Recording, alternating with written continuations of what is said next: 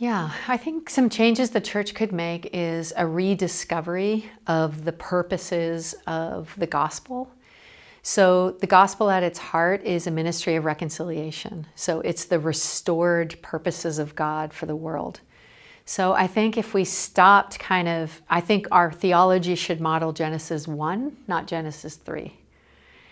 And so Genesis 1 is the story of the created order of God and humanity being tasked with stewarding the earth and being fruitful and multiplying in the flourishing of the world.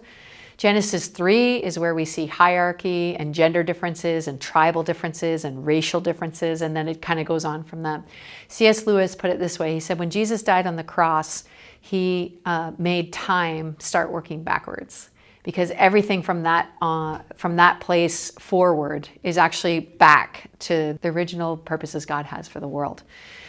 So I think really the equality of women is not an issue, it's the essence of the gospel. So I think that's where we get it wrong, is we think equality for women is like a little issue in the church. It's actually one of the deepest injustices at the heart of the world. It's like a global proportion. So the deepest injustice of the world, the church actually has an answer for through Christ. And the fact that we don't recognize that, or we keep thinking equality for women is this like little sliver thing that needs to be sorted, means that we haven't really grasped the enormity of what the gospel implications are in real life. If we could grasp the enormity of the gospel implications of equality for everybody, it is literally the answer to the world's deepest need.